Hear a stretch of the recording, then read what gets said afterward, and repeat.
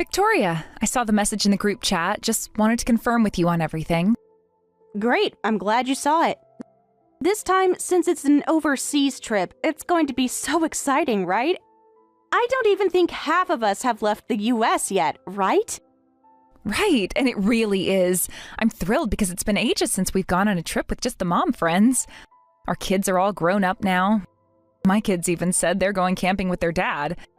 And you know, ever since they hit middle school, they've been in that rebellious phase. They've even started saying things like, "No girls allowed," when I try and hang out with them. Isn't that something? But honestly, because of all that, it feels like we can relax so much more now than we used to. Exactly. You're totally right. Nowadays, my kids are often out with their clubs or other activities, so they're barely even home anymore. And since we don't get to meet up as much as we used to, I'm really looking forward to this trip with you. I appreciate you saying that. It means a lot to me. By the way, Faith isn't coming this time, right? No one invited her. Everyone in the group chat confirmed that this is it, just us. All the members you see in the group message are the ones going. Thank goodness. You remember how terrible that domestic trip 2 years ago was, right? Oh, absolutely. It was a nightmare. All she did was brag about her husband's job, her luxury brand collection, and how wealthy her family supposedly is. And then despite all that showing off, she didn't even pay her share of the travel expenses. She kept making excuses, and in the end, she just left the bill unpaid. You were the organizer back then, weren't you? Did you ever get that money back? No matter how many times I brought it up, it was no use. She just brushed me off. She even had the audacity to say things like, "You're working part-time anyway, so what's a little extra?" She acted like it was no big deal and even started joking, asking me to consider it some kind of mom friend service. That's just outrageous. After how awful she was last time, I don't think anyone wants her to come on another trip ever again. And on top of that, I heard she's been bad-mouthing your husband behind your back again. Oh, not again. She's been like that ever since she found out my husband is just a regular employee. It's like she can't let it go. Wait a second, hold on. Your husband works for that super famous company, doesn't he? Even if he's just an employee, it's still an incredible achievement. Honestly, every time I hear about her attitude, I start debating whether I should step in and say something, but then I hesitate, wondering if it's worth it. Honestly, it's best not to waste your energy on her. Let's just ignore her completely. This time, it's a trip with just the close mom friends we actually enjoy being around. Let's focus on having fun. You're right, that's definitely the way to go. Let's make the most of this trip and enjoy it to the fullest. Absolutely. Let's live it up and make some amazing memories together.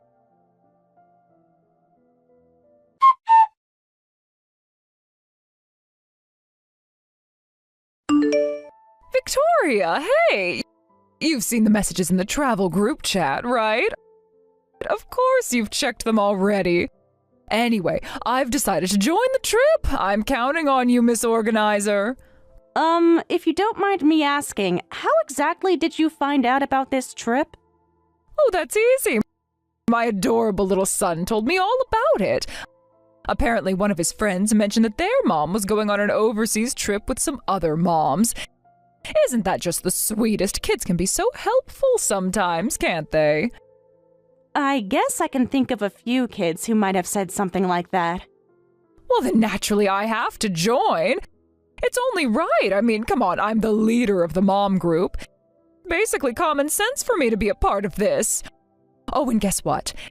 Angie was super kind and filled me in on all the details.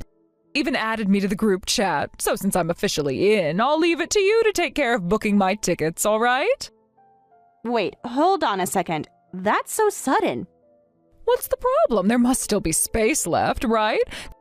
Come on, you're the organizer. Just check for me and make it happen. It's not just about space. I mean, can you really decide to join something like this on a whim? Let's be honest here. This isn't exactly a cheap trip. Even with the discounted group rates, it's still a significant expense. Plus, there's no guarantee we'll be visiting the places you're most interested in. What are you trying to say? Are you calling me poor? Let me remind you that my husband became a department head in his 30s. He's a top-tier elite. Thanks to him, I can live as a full-time housewife without lifting a finger to work. I'm not like you, married to some regular employee. We're in completely different leagues, you know. I wasn't trying to insult you or anything like that. But don't you think that comment was way out of line? Please, look at you, working full-time as a temp just to make ends meet. Your poor husband must be miserable, stuck with a wife who's too busy working to take care of the house properly? Honestly, someone like you has no right to talk back to someone like me. Anyway, I'll be counting on you for the arrangement. I'm really looking forward to this trip, so don't mess it up.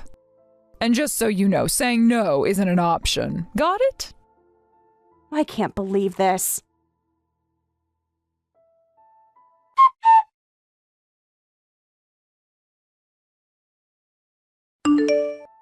Kelly, did you see that message? Oh, I saw it all right. I reached out to Angie, and she ended up apologizing over and over. Well, Angie and Faith do live in the same building, don't they? If we say no to Faith, there's a good chance Angie will end up facing some kind of retaliation or harassment. Exactly. Everyone's been trying to avoid causing any big trouble, so they've been keeping quiet about it. But honestly, this whole situation is starting to feel like too much. I agree. Nobody wants a repeat of what happened last time. It's infuriating, though, just to let this slide. You're absolutely right. And you know what? I'm beyond angry right now. She constantly says things that make people uncomfortable, always flaunting how rich she supposedly is. But then, when it comes time to actually pay for something, she's irresponsible and leaves others to cover her costs. She tramples all over other people's feelings without a second thought. I've had enough of it. I feel the exact same way. I can already tell she's expecting us to treat her to things during the trip. It's like she's planning to use everyone for her own benefit again. What if we set a rule this time? Like requiring her to pay a set up front before she's allowed to come? Hey, Kelly, there's something I recently found out from my husband that shocked me. It's about Faith's husband. Wait, really? I thought her husband was just some sales manager. What did you hear? The world is really small, isn't it? Apparently, he's one of my husband's clients. And from what my husband's told me, it sounds like things aren't going so well on his end. There's a lot of drama surrounding him right now. I don't have all the details yet, but it seems pretty messy. Wow, seriously? That's some unexpected news. Do you have time to call right now? Let's go over everything. Of course, let's sort this out together.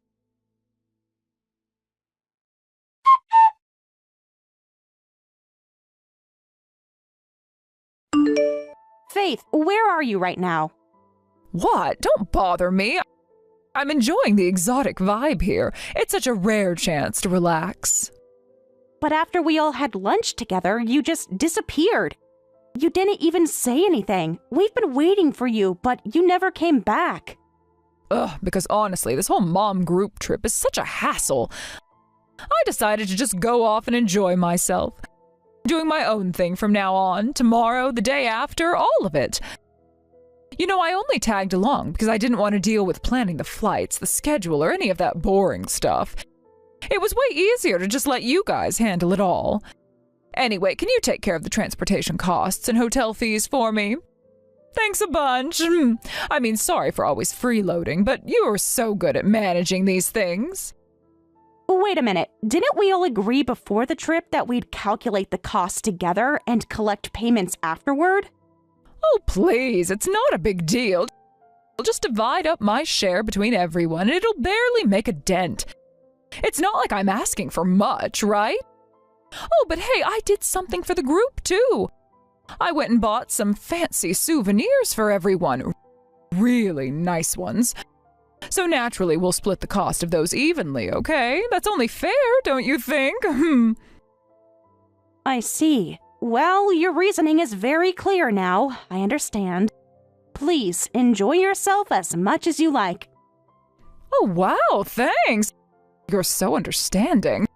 Honestly, it's such a relief to have someone as accommodating as you. Keep up the great work, okay?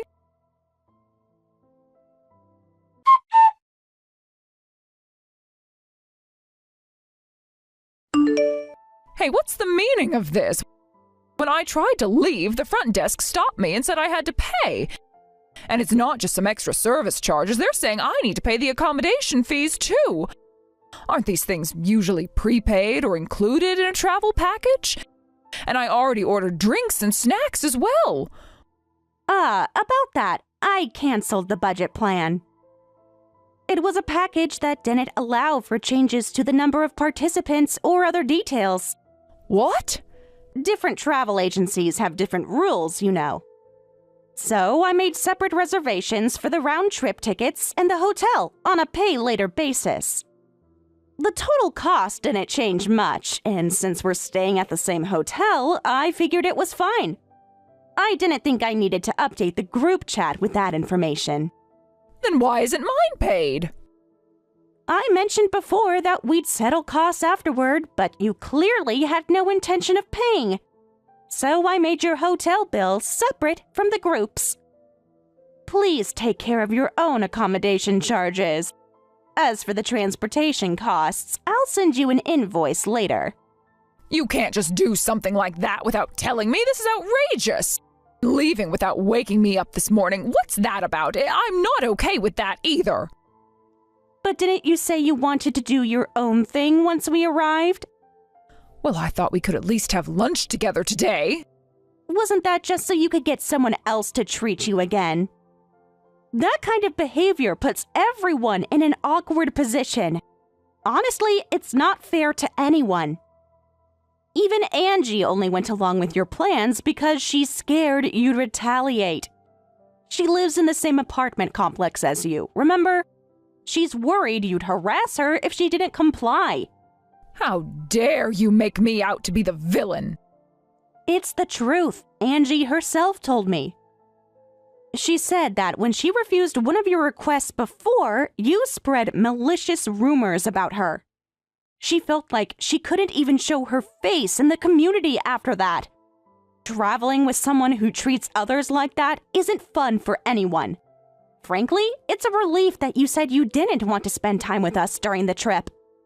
There's no issue here. If you miss the return flight, you'll just have to arrange your own way back. I can't. Excuse me? Because I think I lost my bag last night. What? I had way too much to drink and blacked out. When I woke up in my hotel room, my souvenirs and my phone were the only thing left. My wallet and passport were gone. You're saying you got robbed? Exactly. You have to help me. Where were you last night? Well, it was at that famous pub. You know, the one in the popular nightlife area. It's big and has a nice atmosphere. Isn't that the place notorious for being a hookup spot? You weren't hanging out with some random guy, were you? What? No, I just happened to meet someone there and we had fun drinking together. He was a foreigner, but his English was so good and he was so charming. Made the evening really enjoyable, so I might have overindulged a bit. Just so you know, I shared a warning about that area in the group chat. It's a hot spot for pickpockets and scammers. They're known to target careless tourists, especially Americans. Apparently, some even learn English just to pull off their scams. No way. So that guy last night only approached me to steal my wallet? I can't believe this. This is your fault. Take responsibility. Come and pick me up immediately. Unfortunately, I can't do that. Why not? Because we've already completed the check-in process for our return flight. Wait, what? Did you check the time? Our flight back to the U.S. is about to depart. No. You can't leave me here. You're the trip organizer. Your job is to take care of everyone. You don't even have your passport. Without it, you can't board a plane. You'll have to go to the consulate and get a temporary passport issued. Also, file a police report about the theft. You've got to be kidding me. I don't even know where the consulate is or how to do any of that. You were supposed to be the organizer. Do something. Ugh, this is why women married to low-level employees are so useless. Then allow me to be blunt. You booked 2 rooms and monopolized one for yourself. You chose to spend every day, except for the first and last, doing your own thing. You've been eating and drinking to your heart's content in the hotel lounge. Don't you think you've been the selfish one here? But shouldn't you have at least checked in on me? Could have warned me if I was heading somewhere dangerous or helped me plan better. I'm not a school trip chaperone. If you decide to act independently, you need to take responsibility for yourself. We're not coming back for you. Find a map and figure it out. As for losing your belongings, you have no one to blame but yourself. I can't believe this is happening.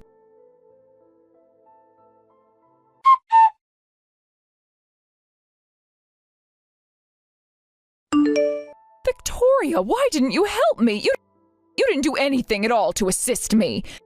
It was such a difficult situation because you refused to get involved and just stayed quiet while I had to handle everything on my own.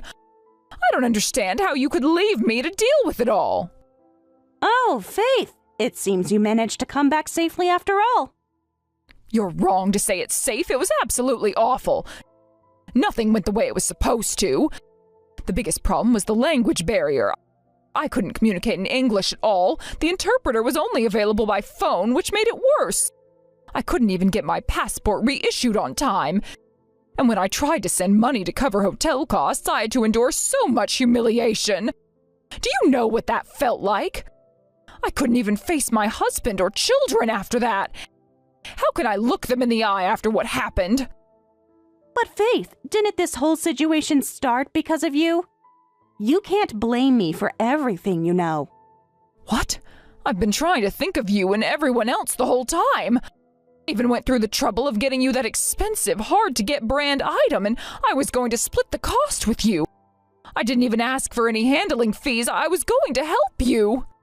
Oh, are you talking about those pictures you posted on social media? Yes, exactly. It was such a good deal. They were on sale for just a few $100s. Can you believe it? It felt like such a steal. I thought it was a real bargain. Those aren't even brand items, though. They're knockoffs worth just a few $dozen. What? Kelly told me about it. She saw it in a travel guidebook where they specifically warned people about these kinds of fakes. Those items are all knockoffs, and they're notorious for being fakes. They may look like branded items, but they're just low-quality imitations. A few $1,000s worth of fake products are being sold as if they're worth a lot more. Now I understand. You tried to get us to pay so much money for those fakes, and all the while you were out spending money behind our backs, trying to cover up the cost of it. That's not true. You're totally misunderstanding everything. You're making it sound so much worse than it was. So let me get this straight. You, who are supposedly so knowledgeable about branded goods, couldn't tell the difference between a fake and a real brand? What did you just say? And I also heard from your husband that he was demoted to a regular employee quite a while ago. He was even assigned to a corner office recently, wasn't he? How do you know about that? My husband works with your husband's company, you know. What? Yes, my husband used to work with your husband's company, and even now, he's in contact with the executives who worked with your husband. He hears all the updates from them. He's still in touch with them. Wait a minute, are you talking about the main contractor? The company that your husband's company deals with? Yes, that's right. My husband works for a major company, but he's just a regular employee. He works in the technical department, so while he doesn't have an official title, his salary is still good. It's stable, at least. What? So you mean to say that you don't even need to work as a temp? I work because I enjoy it, but I also work to save money for my son's future. He's currently studying hard to get into graduate school. He's working hard, and I want to support him with his studies. That's why I'm working. But honestly, isn't that the same reason you're working? What are you talking about? I also heard that your husband's salary isn't very high, especially after he was moved to that desk job.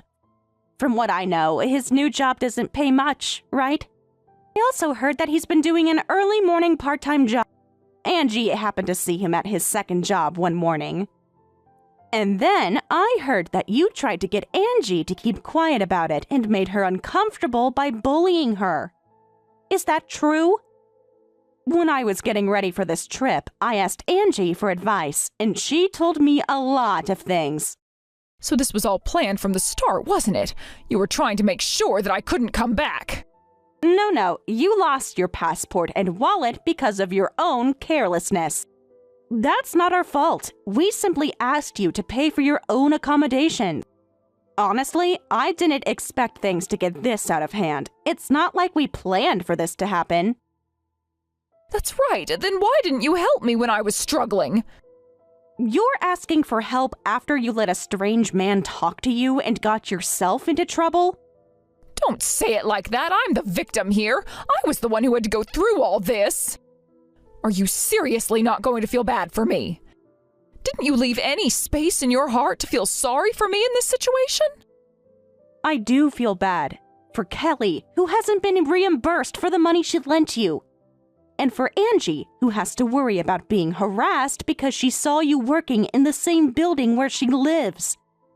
Can't you see that? I'm beyond furious with you about all of this. Why are you doing this to me when I'm already at my lowest? It doesn't matter. You're an adult, so you should take responsibility for your actions.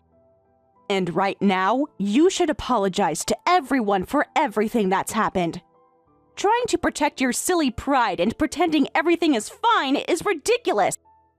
By the way, I've already told your husband everything about the trip and the money situation. What? Your husband didn't hesitate to believe everything I said, especially when he had to deal with the mess of you not being able to return. Why do you always do things behind my back? Because we still haven't received the payment for the travel expenses, and I didn't think you would actually pay it. Wait, if my husband finds out everything, I'm finished. Well, tough luck.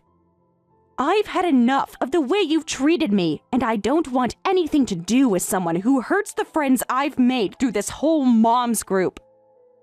I'm done. Goodbye, then. Have a nice long talk with your husband when you get home. No!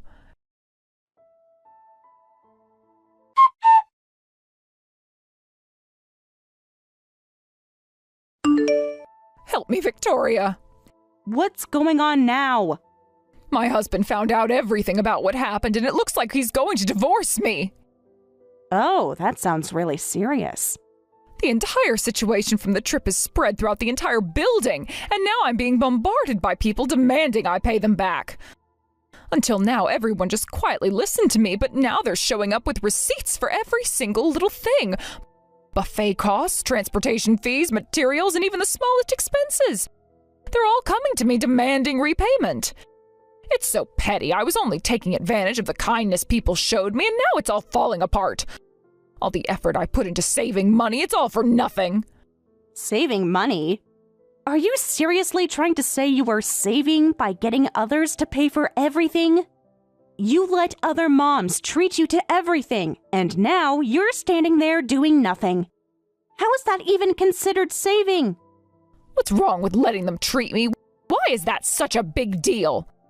I didn't force anyone. I asked for permission, and I got their approval. So why is this such an issue? But now my husband is all embarrassed about it, saying it's bad for our son's education and that it's shameful. So, what do you want me to do about it? I've been thinking about it. I finally realized the real problem. It's the lack of an environment that encourages saving money. Your husband works at such a prestigious company, right? Why don't you use your connections to get him to help my husband get a job there? What are you talking about? I've heard that even regular employees at that company make a good salary. If I could get my husband into that company through your connections, I'm sure he'd see me in a better light. That way we wouldn't have to worry about saving money and there'd be no need for a divorce. This would be the perfect solution. I could pay everyone back, I'd apologize to all the other moms, and everything would be settled. Please, Victoria, you're the only one I can count on. We're friends, right? For the sake of our children, we should be helping each other out. Friends? I honestly consider all the other moms to be my friends. Despite our differences in age, we've been able to share so much. Our joys and worries about raising children who are the same age. Even after our kids don't interact anymore, I still want to stay in touch with all of them. I hope our relationship will continue for a long time. I feel the same way, I really do. When someone's in trouble, I want to help them. I want to support them. I understand, exactly. We're the best of friends, right? Yes. But I don't want to be friends with you anymore, so that won't happen. The help I give to other moms only applies to those who are true friends, and you're not one of them. What? But I'm your friend too, aren't I? What kind of ridiculous thing are you saying? I can't be friends with someone who has constantly looked down on others and tried to take advantage of them for personal gain. No, wait, that's not fair. I'll apologize for everything. Just please help me. Well then, good luck with your divorce settlement with your husband. It's really not my concern. But Victoria, you have to help me. Don't you care about me at all? I'm your friend. You really think that after everything you've done, I should still help you? You've taken advantage of every opportunity, used people, and now you're asking for help when it's all falling apart? You've made your own mess, and now you want me to clean it up? But you know, I never meant to hurt anyone. I just got caught up in the situation, and now it's spiraling out of control. Can't you see that? I didn't want it to get this far. I just needed help, and I thought you'd understand. I thought you'd help me because we've been through so much together. I do understand, but that doesn't mean I should condone the way you've treated others. Just because we've been friends doesn't mean I'm obligated to ignore the way you've acted. You've taken advantage of others' kindness for your own gain, and now when everything falls apart, you expect me to come to the rescue. That's not fair, Faith. That's not how friendship works. But this is different. You know my situation. My husband is threatening divorce and my son is confused. I can't lose everything just because of a few mistakes. You know how hard things have been for me. How can you stand there and act like you don't care? It's not about not caring. It's about the fact that you've created this mess yourself. It's about being accountable for your actions, Faith. We all face tough situations, but that doesn't mean we can blame others when we make mistakes. You've hurt people along the way, and now you need to face the consequences of that. You can't keep running from it or asking others to cover up your mistakes. But you're asking me to lose everything. You don't understand how hard this is for me. My family, my reputation, everything is on the line. Can't you just be a little more understanding? I do understand that you're facing a tough time, but you can't expect sympathy when you've treated people poorly. You've taken advantage of your friends, and now you want them to clean up your mess? That's not how it works, Faith. If you want to get through this, you need to take responsibility and make things right with those you've wronged. Only then can you start to rebuild.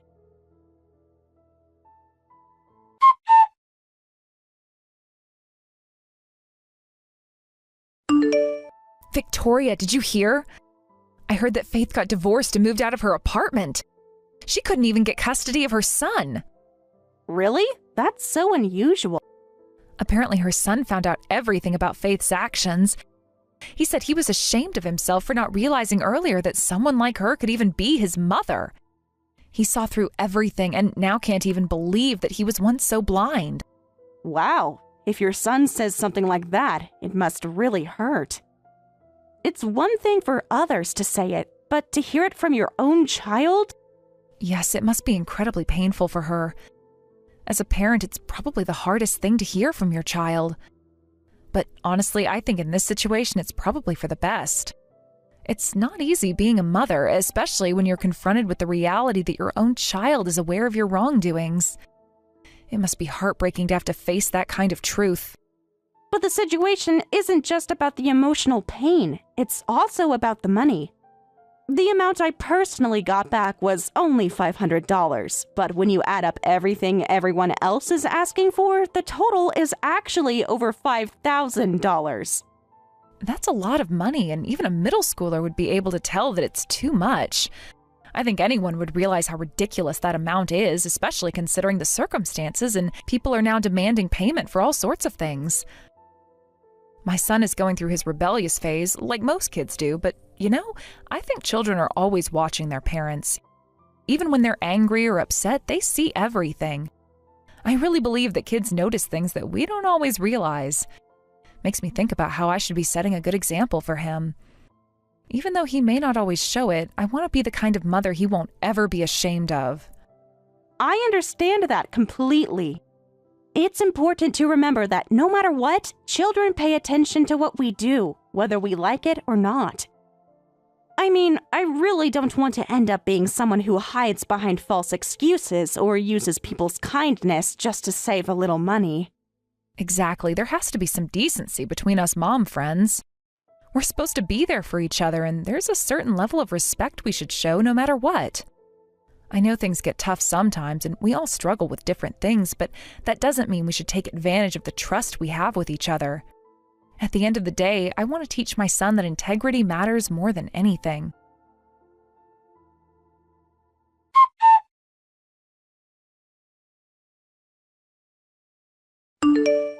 Faith appeared to be struggling with accepting herself for working part-time. And to compensate for this perceived inadequacy, she dedicated herself to a relentless pursuit of saving money to buy luxury items. According to what I've heard, she was constantly at odds with people in her life, seeking validation through material purchases. This made me wonder if she was trying to fill an emotional void with expensive brands, something that could never truly satisfy the underlying issue. Working part-time, despite being a legitimate choice, seemed to be something Faith couldn't come to terms with. And so, she worked tirelessly, sacrificing her time and energy, believing that accumulating these luxury goods would somehow elevate her standing in the eyes of others. It's a curious contradiction, isn't it? Faith frequently boasted about her wealth, showing off the expensive possessions she had acquired. Yet, when it came time to actually pay for anything, she always found a way to avoid it. The irony wasn't lost on me. She would flaunt her brand name items as if they defined her worth, but she had no problem asking others to pick up the tab when it suited her. It didn't quite add up.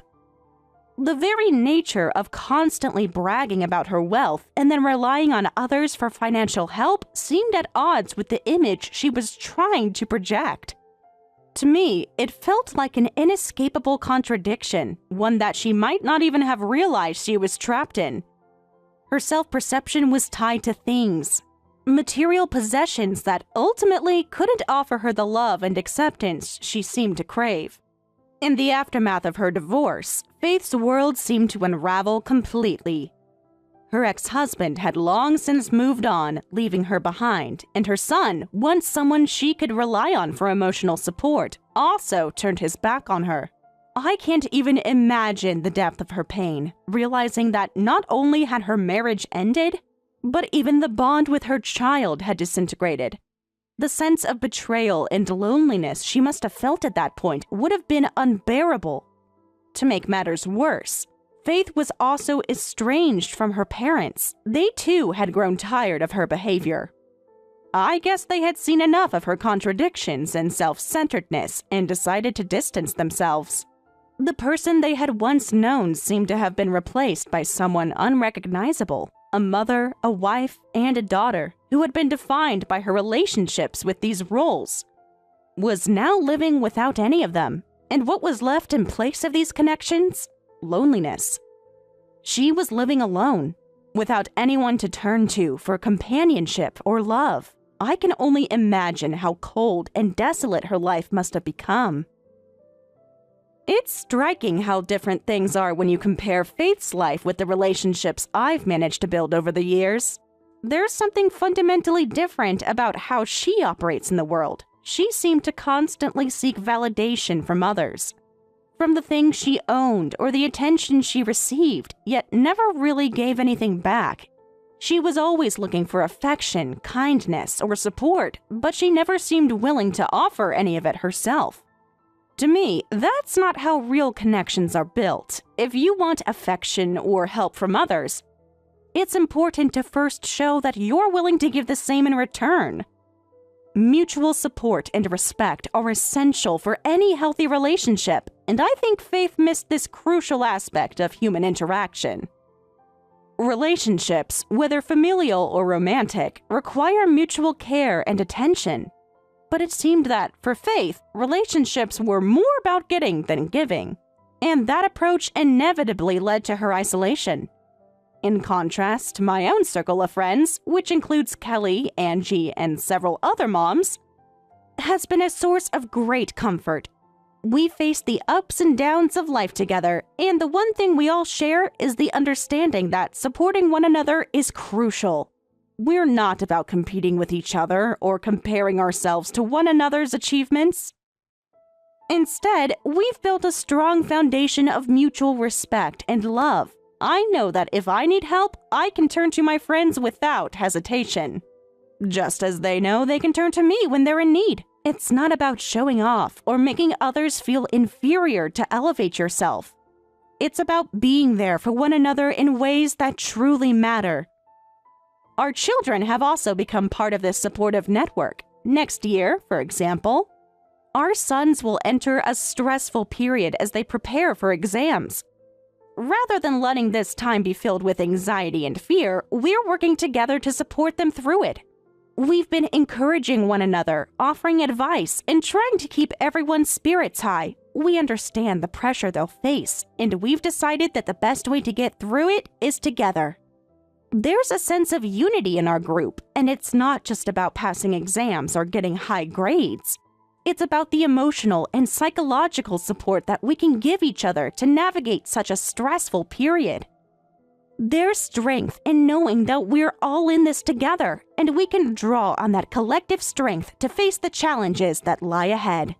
Looking ahead, I'm hopeful that we'll continue to maintain this sense of camaraderie and shared purpose. I believe that when we support one another, we can face any challenge with confidence and grace. It's not about wealth or status, like Faith seemed to believe. It's about the love and trust we build with one another.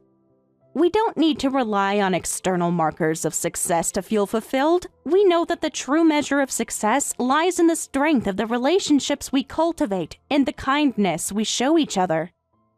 The things we value most, our families, our friends, and our well-being, are not for sale, and no amount of money can ever replace them.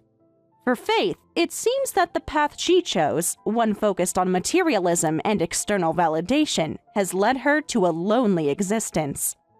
She may have once had everything, wealth, status, and a family, but she's lost all of it because she never learned the importance of giving to others. Her inability to connect in meaningful ways has left her isolated, and now she's left with the empty shell of a life that once seemed so perfect from the outside.